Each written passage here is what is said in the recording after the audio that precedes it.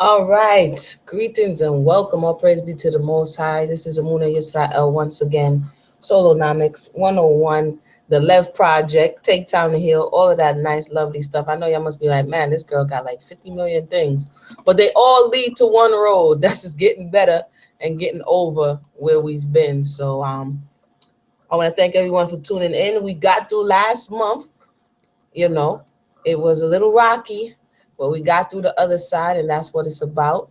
One step at a time, and when you look back, you realize how far you've come. So I want to start by saying thank everyone who tuned in all of last month, listening to 50 years in chains.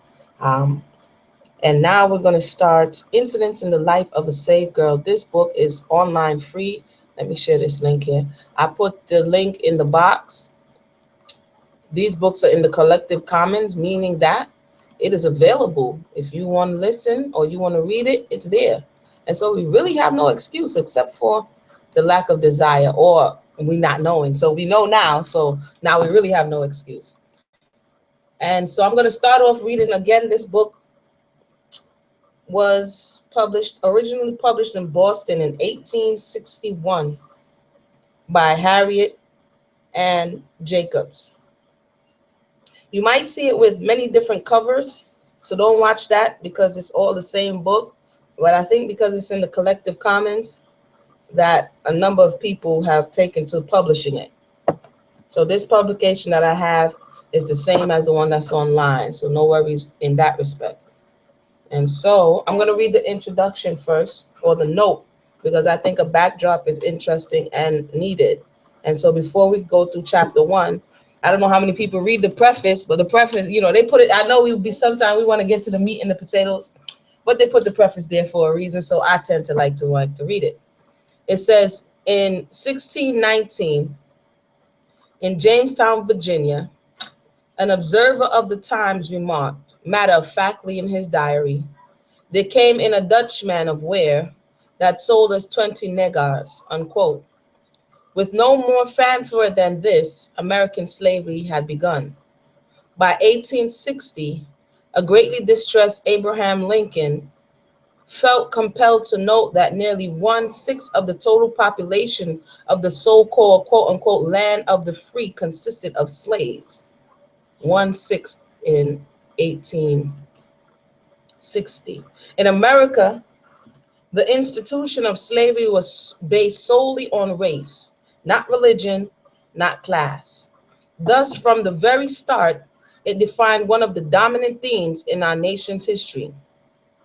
Writing about the abolitionist movement in 1840s, one Northern editor commented, "Arguments provoke argument.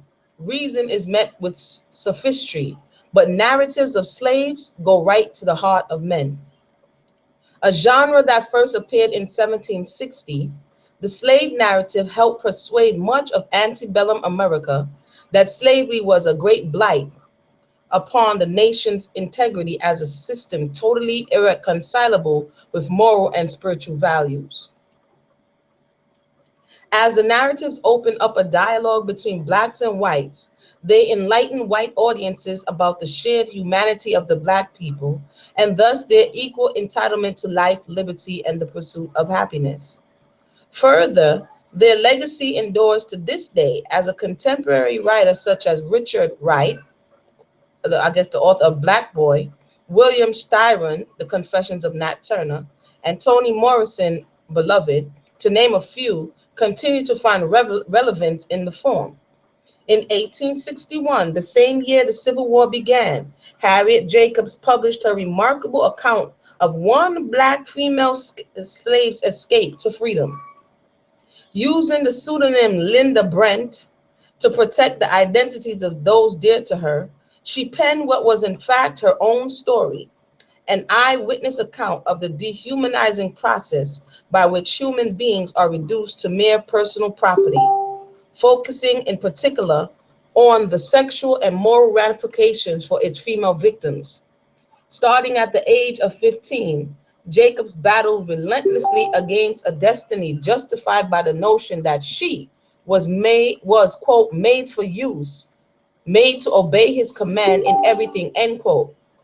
that would make her sexual object of her master, the slave owner, Mr. Flint, Dr. James Norcom in real life. I'm sorry, give me one moment here. It seems like somebody's blowing up this thing. Let me make sure. Okay. All right. Sorry about that. One second.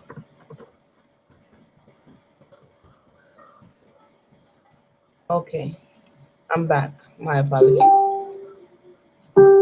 It says, ultimately, she outwits him by taking control of her own fate, choosing a white male neighbor, Mr. Sands, real name Samuel Treadwell Sawyer, to be her lover and the father of her two children, hiding for 7 years in her grandmother's attic, a place of virtual entombment, which she prefers to her slot as a slave, and finally escaping to the North, where she eventually finds a career as an anti-slavery activist and worker among Black refugees, supplying them with medical care and relief supplies, as well as establishing the Jacobs Free School. Many a scholar has noted that in general, the slaves who learned to read and write were the first to run away. And Harriet Jacobs is an inspiring example of the truth of that observation. She learned to read at the age of 6, and during the 7 years of her self-imprisonment, did nothing but read and sew. In 1849, Jacobs spent the better part of a year working in the anti-slavery reading room in Rochester, New York, where she read a great deal of abolitionist material, literature. It was in Rochester, too, that Jacobs met the noted Quaker abolitionist Amy Post, who encouraged her to tell her story. It is worthy of note that Post was also involved in early women's movement and attended the Seneca Falls Convention of 1848.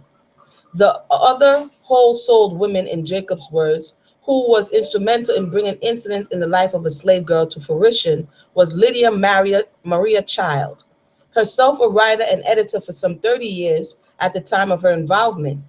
Childs edited the book and supplied the requisite introduction. The inclusion of one or more authenticating documents by prominent white people was a conventional device for making slave narratives credible to a white readership. Go figure. Harriet Jacobs introduced a new dimension to the slave narrative when she combined into it traditional form elements from the so-called sentimental novel, sometimes known as a novel of seduction, in order to dramatize her theme of virtue under siege.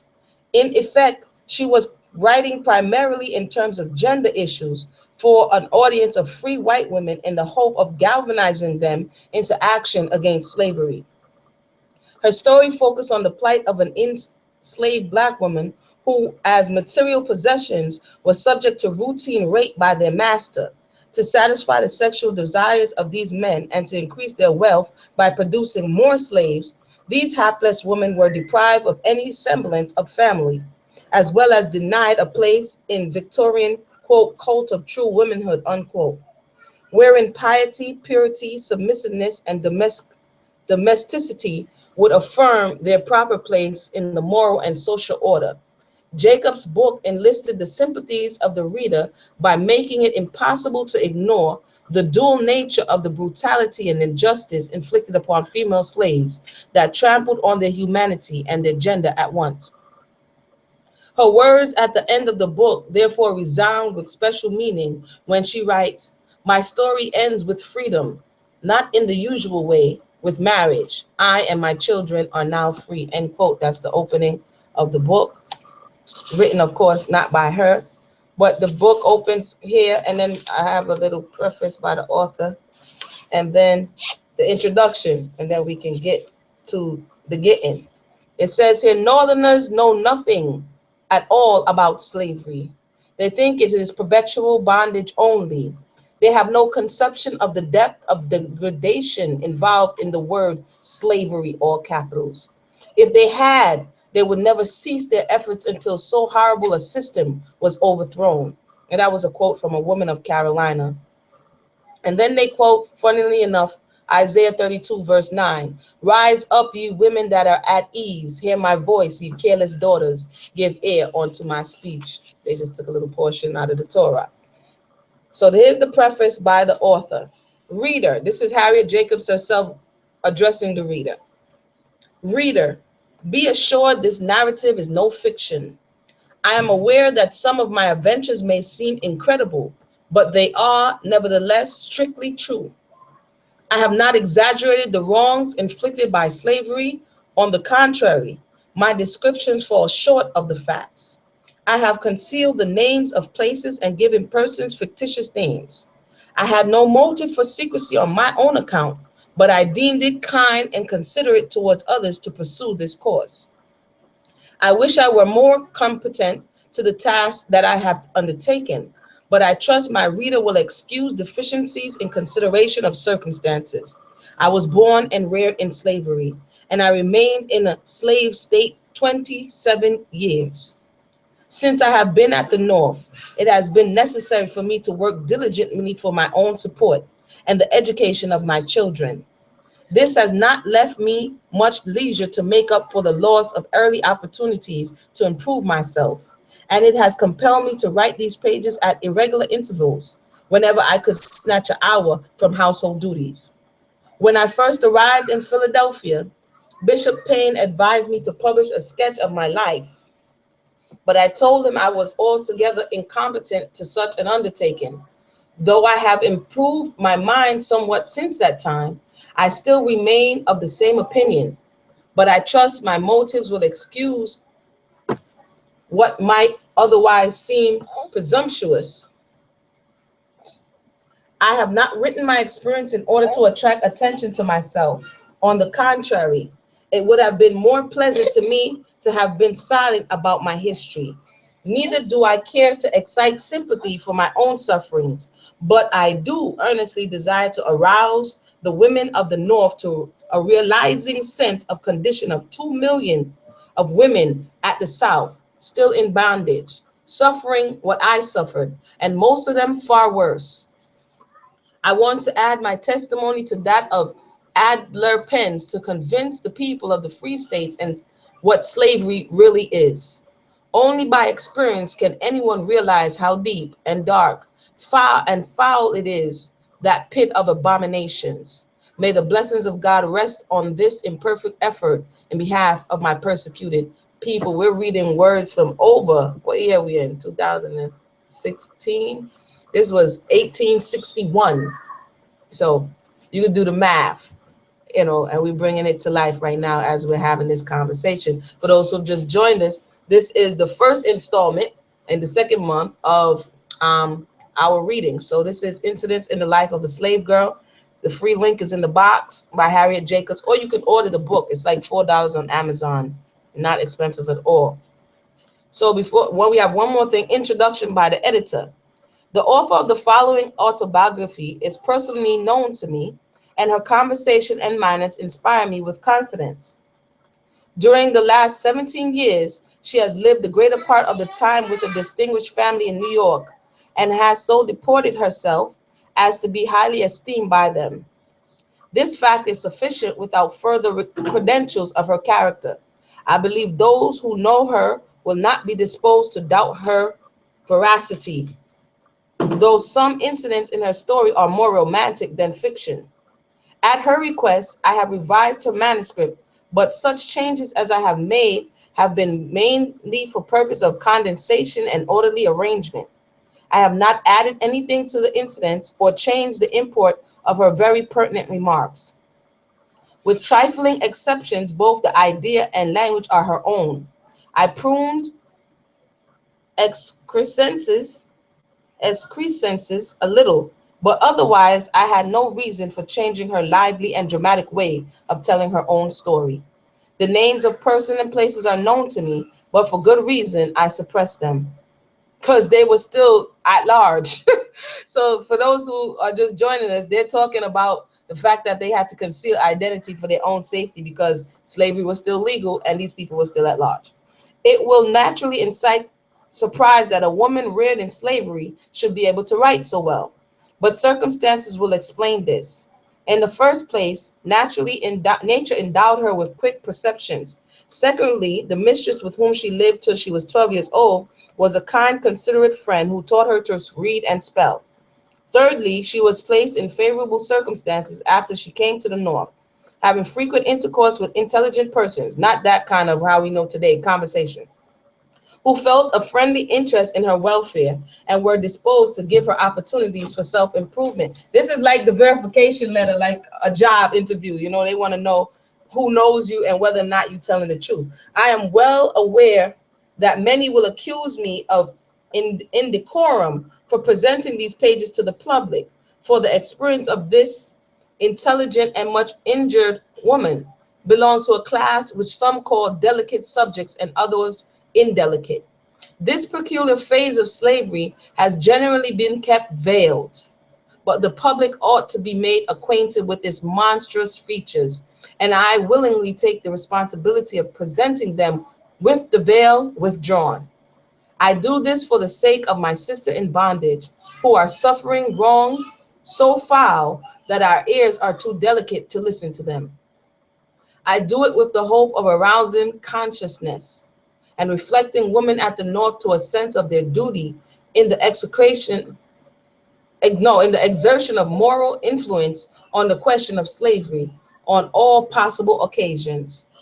I do it with the hope that every man who reads this narrative will swear solemnly before God that so far as he has power to prevent it, no fugitive from slavery shall ever be sent back to suffer in that loathsome den of corruption and cruelty. And her name is Maria Childs. And all of these people, I took the liberty, you know me, to look it up. So, and there were people for a long time after the Civil War. This is a little backdrop, and then we're going to go to chapter 1. For a long time afterwards, what happened was they said it released the same year as the Civil War. And the purpose was for them to see, you know, the institution of slavery. But since the war kicked off, they said it got buried. And when people emerged again on the other side of the 1900s and a desire to know what happened again in history came up, then they tried to say that this was fiction. So there's a European lady, I forget her name right now, I have to find her name. She made it her life work to search out the clues because remember they said they concealed the identities. So she went back in time through her research and they finally got this vindicated, to say her story vindicated and validated the fact that it was not fiction, it was actually truth. So that's very interesting. It's a backstory on this. So now it's in the public understanding that this is real talk right here.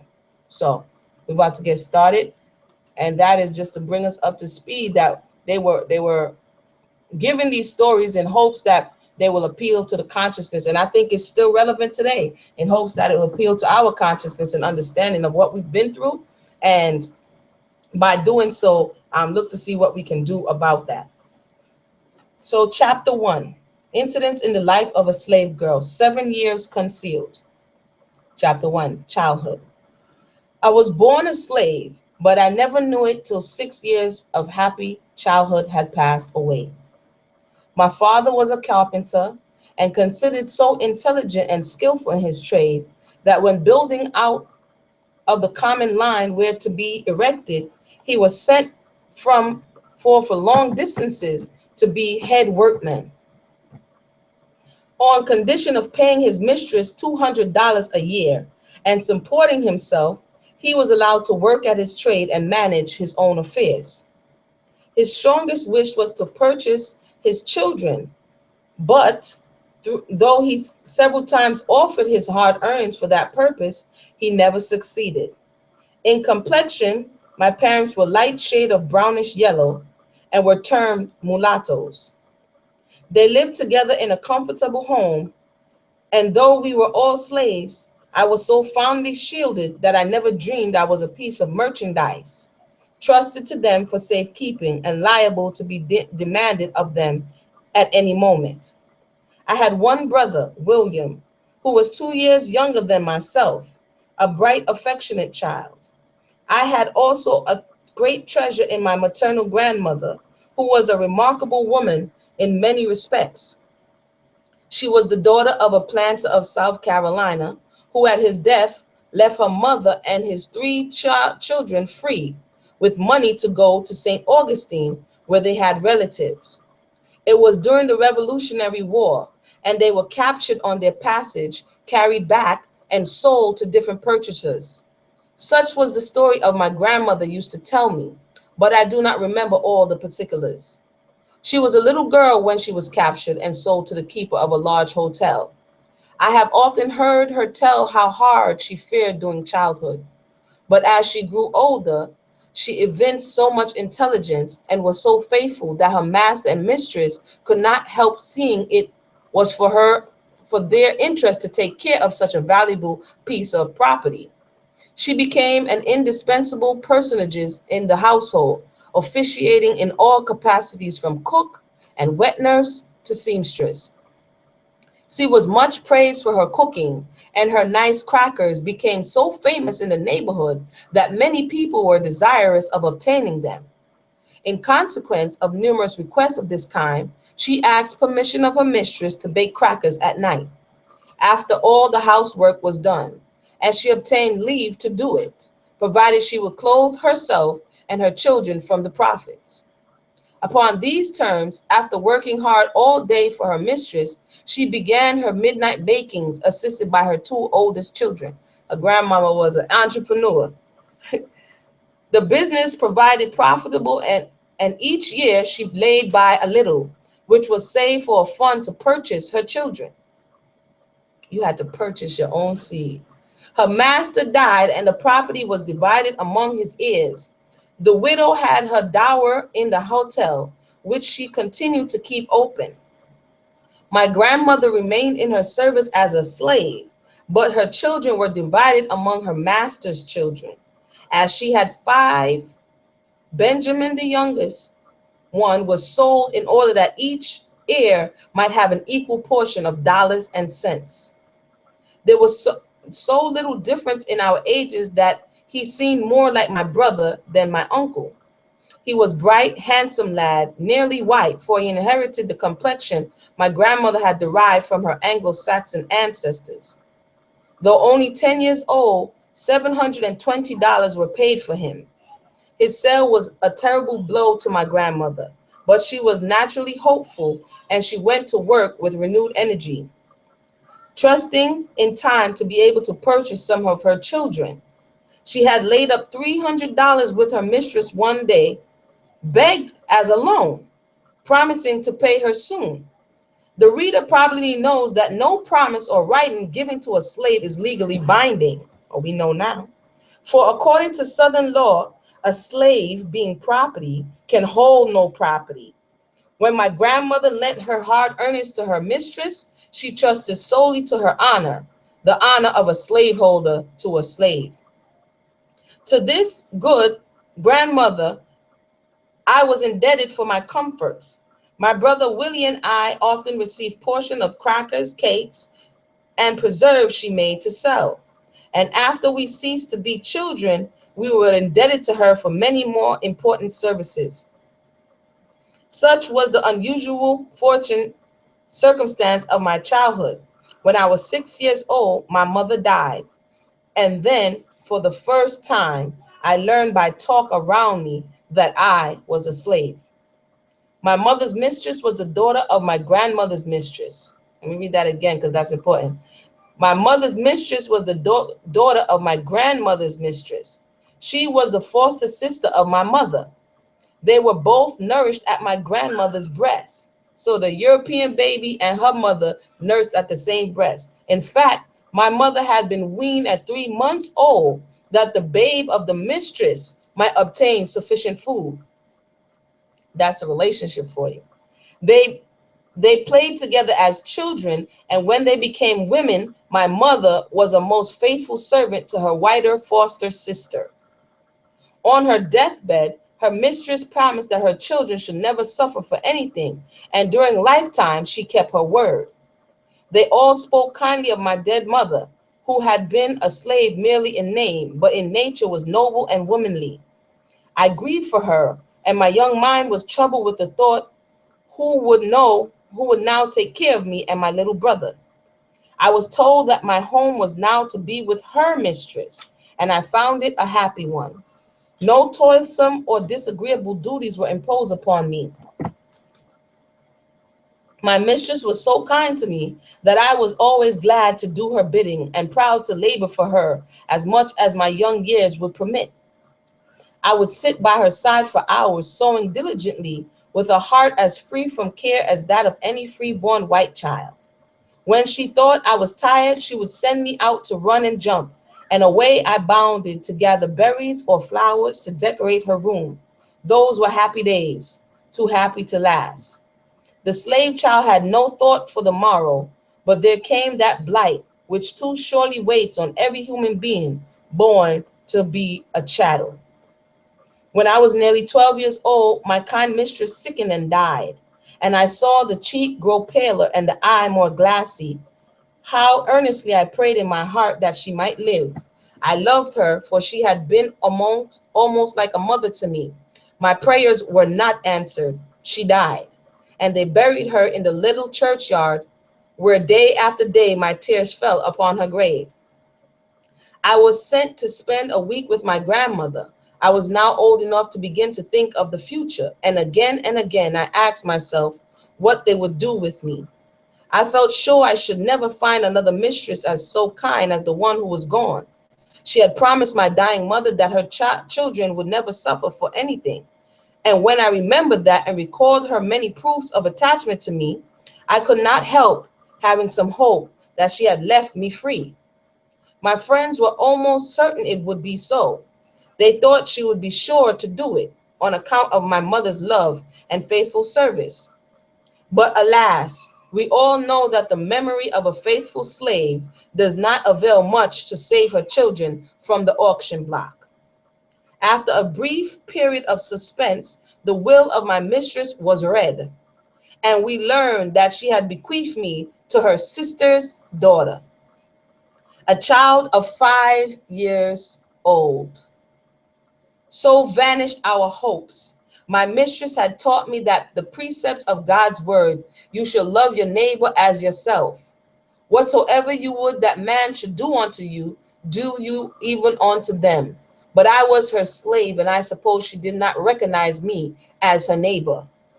I would give much to blot out from my memory that one great wrong. As a child, I loved my mistress, and looking back on the days I spent with her, I tried to think with less bitterness of this act of injustice. While I was with her, she taught me to read and spell, and for this privilege, which so rarely falls to the lot of a slave, I bless her memory. She possessed but few slaves, and at her death, those were all distributed among her relatives. 5 of them were my grandmother's children, and had shared the same milk that nourished her mother's children. Notwithstanding my grandmother's long and faithful service to her owners, not one of her children escaped the auction block. These God-breathing machines are no more in the sight of their masters than the cotton they plant or the horses they tend. That is the end of chapter 1.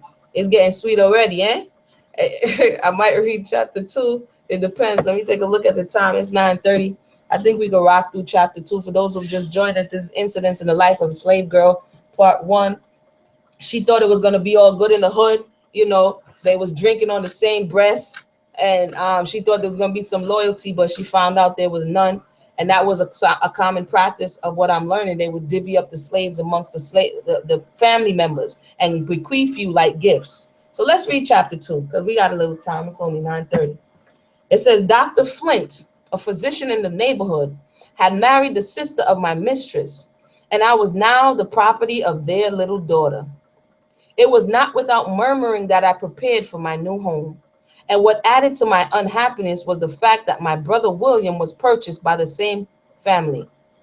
My father, by his nature, as well as by the habit of transacting business as a skillful mechanic, had more of the feeling of a free man than is common among slaves. My brother was a spirited boy, and being brought up under such influence, he early detested the name of master and mistress. One day, when his father and his mistress both happened to call him at the same time, he hesitated between the two, being perplexed to know which had the strongest claim upon his obedience. He finally concluded to go to his mistress. When my father reproved him for it, he said, "You both called me, and I didn't know which I ought to go to first." I read something like this today. I'm sorry, I gotta mark this. "You are my child," replied our father, "and when I call you, you should come immediately, if you have to pass through fire and water." Poor Willie, he was now to learn his first lesson of obedience to a master. Grandmother tried to cheer us with hopeful words, and they found an echo in the credulous hearts of youth. When we entered our new home, we encountered cold looks, cold words, and cold treatment. We were glad when night came. On my narrow bed, I moaned and wept. I felt so desolate and alone. I had been there nearly a year when a dear little friend of mine was buried. I heard her mother sob as the clouds fell on the coffin of her only child, and I turned away from the grave feeling thankful that I still had something left to love. I met my grandmother. Wait a minute. Now that's good. I met my grandmother who said, "Come with me, Linda." And from her tone, I knew that something sad had happened. She led me apart from the people and then said, "My child, your father is dead." Dead? How could I believe it? He had died so suddenly, I had not even heard that he was sick. I went home with my grandmother. My heart rebelled against God who had taken from me mother, father, mistress, and friend. The good grandmother tried to comfort me. "Who knows the ways of God?" said she. "Perhaps they have been kindly taken from the evil days to come." Years afterwards, I often thought of this. She promised to be a mother to her grandchildren, so far as she might be permitted to do so, and strengthened by her love, I returned to my masters. I thought I should be allowed to go to my father's house the next morning, but I was ordered to go for flowers, that my mistress' house might be decorated for an evening party. I spent the day gathering flowers and weaving them into festoons, while the dead body of my father was laying within a mile of me. What cared my owners for that? He was merely a piece of property. Moreover, they thought he had spoiled his children by teaching them to feel that they were human beings. This was a blasphemous doctrine for a slave to teach, presumptuousness in him and dangerous to the masters. The next day, I followed his remains to a humble grave besides that of my dear mother. There were those who knew my father's worth and respected his memory.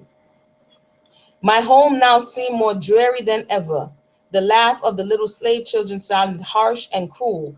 It was selfish to feel so about the joy of others. My brother moved about with a very grave face. I tried to comfort him by saying, "Take courage, Willie. Brighter days will come by and by." "You don't know anything about it, Linda," he replied. "We shall have to stay here all our days. We shall never be free." I argued that we were growing older and stronger, and that perhaps we might before long be allowed to be hired our own time, and then we can earn enough money to buy our freedom. William declared this was much easier to say than to do. Moreover, he did not intend to buy his freedom. We held daily conversations about this subject. For those who've just joined us, I'm going to take a 2-minute intercession. You hear the alarm? I'll be right back. And as we finish up chapter 2.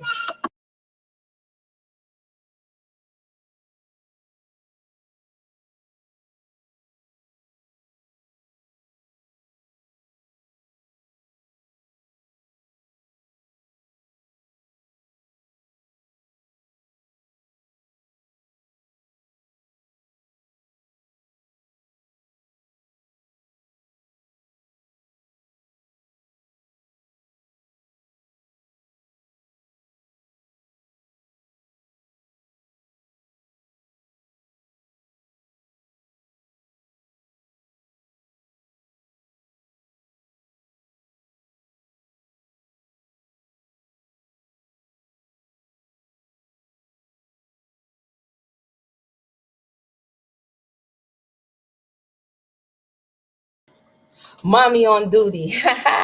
Thank you for sticking with us. This is the Lev Project and real life too. So, we have to learn from the past, but things happen in the present. You understand? Thank you for sticking with us.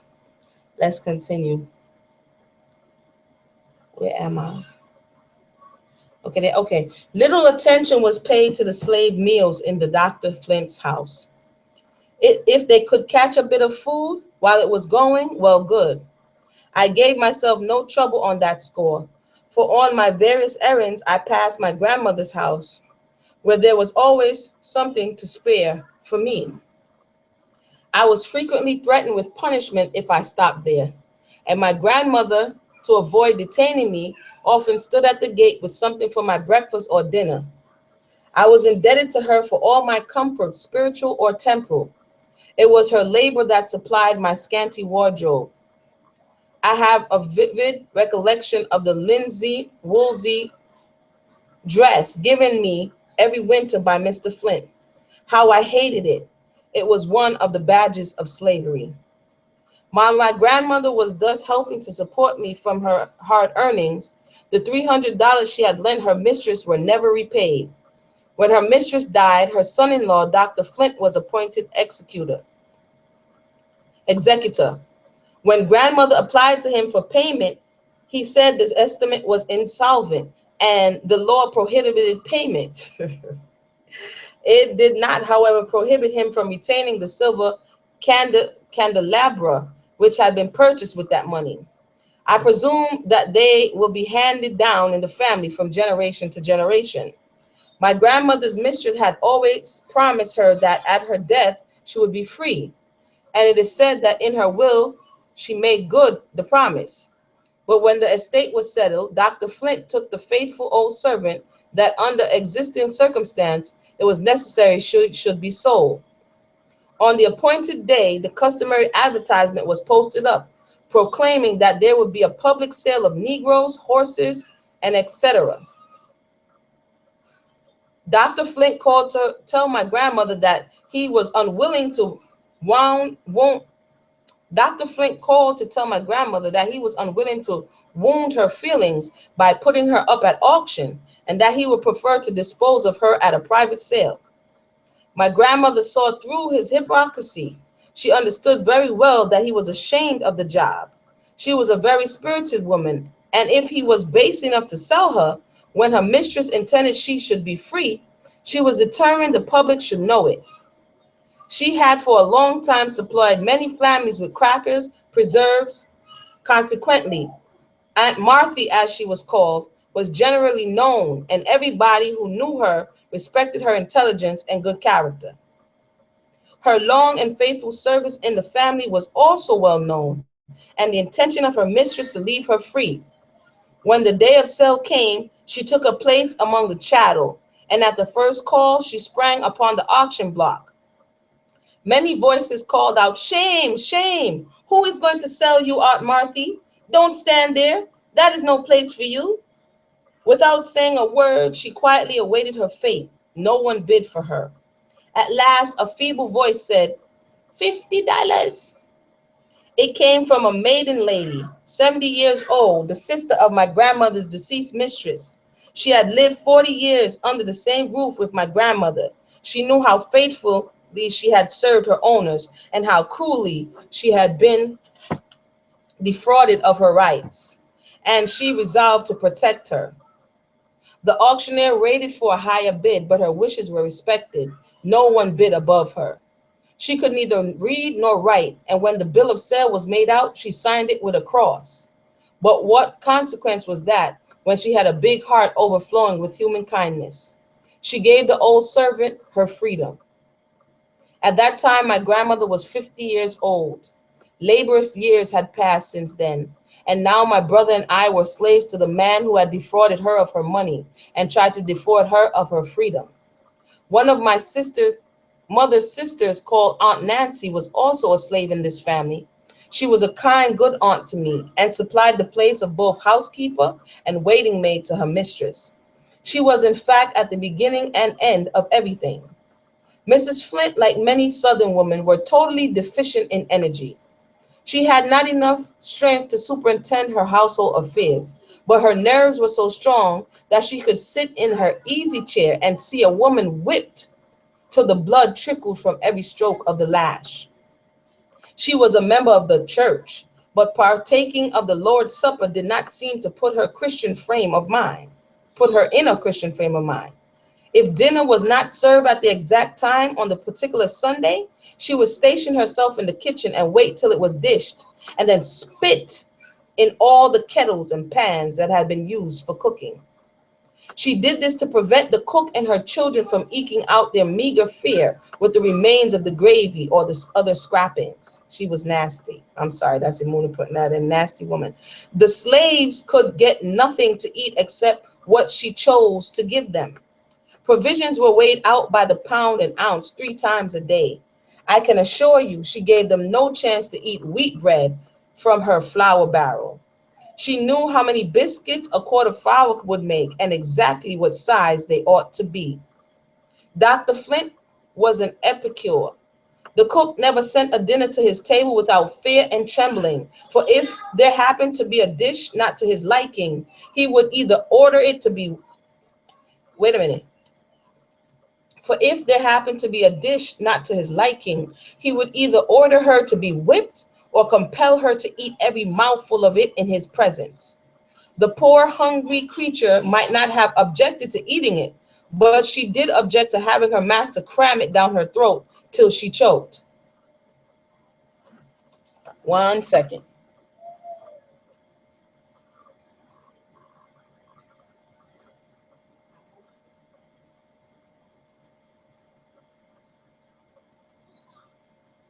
So it seems that these people were a trip, both of them together was a trip. It says they had a pet dog that was a nuisance in the house.